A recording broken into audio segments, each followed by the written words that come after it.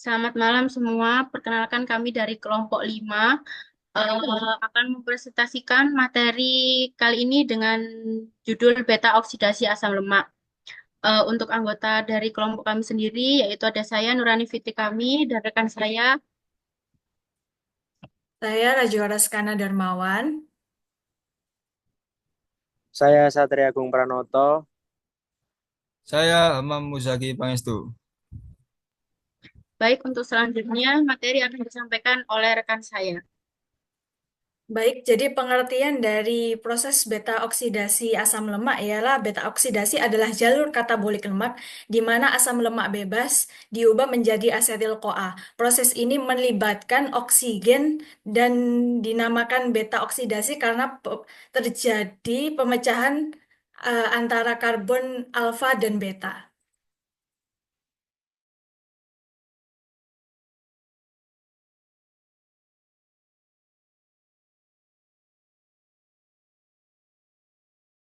Selanjutnya ada struktur asam lemak. Struktur asam lemak terdiri dari rantai panjang atom karbon dan hidrogen. Rantai ini terhubung ke kelompok fungsional, yaitu kelompok karboksil C. Karbon yang terhubung langsung ke kelompok fungsional disebut karbon alfa, sedangkan karbon di sebelahnya disebut karbon beta. Baik, untuk selanjutnya yakni tahapan proses beta oksidasi. Yang pertama ada transportasi asam lemak dari jaringan adiposa ke sel target. Jaringan adiposa ini menyimpan trigliserida yang terdiri dari gliserol dan juga 3 asam lemak. Enzim lipase akan memecah ikatan antara gliserol dan juga asam lemak, memungkinkan asam lemak akan masuk ke dalam aliran darah. Selanjutnya, sel-sel yang dapat memetabolisme asam lemak hanya sel-sel yang memiliki mitokondria, sedangkan seperti sel darah merah dan juga jaringan saraf tidak dapat memetabolisme asam lemak karena tidak memiliki mitokondria. Selanjutnya yang kedua, yakni masuknya asam lemak ke sitoplasma dan juga mitokondria. Asam lemak akan memasuki sitoplasma melalui protein transporter asam lemak.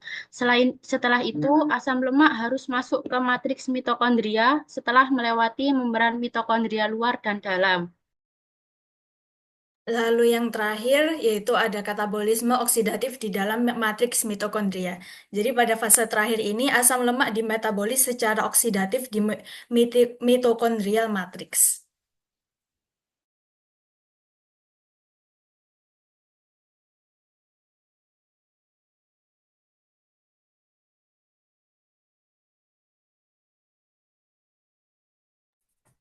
Kemudian transportasi asam lemak bebas. Yang pertama, pelepasan asam lemak dari jaringan adiposa. Asam lemak disimpan dalam bentuk trigliserida di jaringan adiposa, yaitu lemak tubuh. Trigliserida terdiri dari satu molekul gliserol yang terikat pada 3 molekul asam lemak. Ketika tubuh membutuhkan energi, enzim lipase akan memecah trigliserida menjadi gliserol dan asam lemak bebas. Proses ini memungkinkan asam lemak bebas untuk dilepaskan ke dalam aliran darah. Yang kedua, masuk ke aliran darah. Setelah dilepaskan, asam lemak bebas masuk ke dalam aliran darah. Mereka dapat beredar ke seluruh tubuh dan mencapai sel-sel yang dapat memetabolisme asam lemak, seperti sel otot dan sel hati. Yang ketiga, yaitu transportasi ke sel target. Asam lemak bebas memiliki muatan negatif dan tidak dapat dengan mudah melewati membran sel. Oleh karena itu, mereka memerlukan protein transporter khusus untuk masuk ke dalam sel.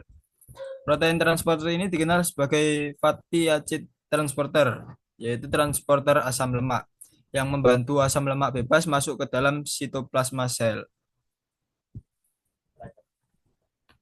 Lalu selanjutnya yang keempat adalah masuk ke mitokondria. Setelah berada di dalam sitoplasma, asam lemak bebas harus masuk ke dalam matriks mitokondria untuk proses metabolisme lebih lanjut. Untuk memasuki mitokondria, asam lemak bebas harus diaktifkan menjadi bentuk asetil-CoA.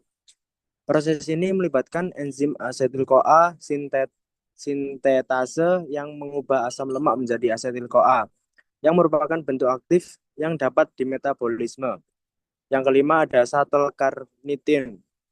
Asetil-CoA dapat dengan dengan mudah melewati membran luar mitokondria, tetapi tidak dapat melewati membran dalam. Oleh karena itu, diperlukan mekanisme khusus yang disebut shuttle carnitin. Dalam proses ini, enzim carnitin palmitoyl transferase 1 mengikat karnitin ke asetil-CoA, membentuk asil karnitin yang kemudian dapat melewati membran dalam mitokondria.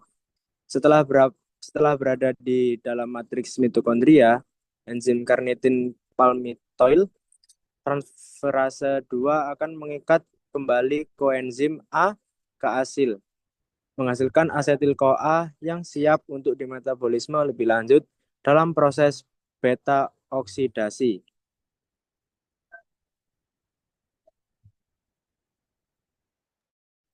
Jadi kesimpulannya adalah proses beta oksidasi melibatkan transportasi asam lemak dari jaringan adiposa, aktivasi asam lemak, dan metabolisme di dalam matriks mitokondria.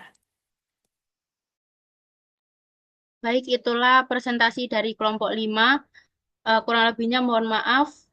Terima kasih.